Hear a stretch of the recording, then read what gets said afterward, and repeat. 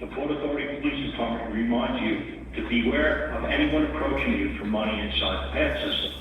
Even if someone asks for a digital payment, don't give it to them. It may seem harmless, but it could cost you your money or even your phone.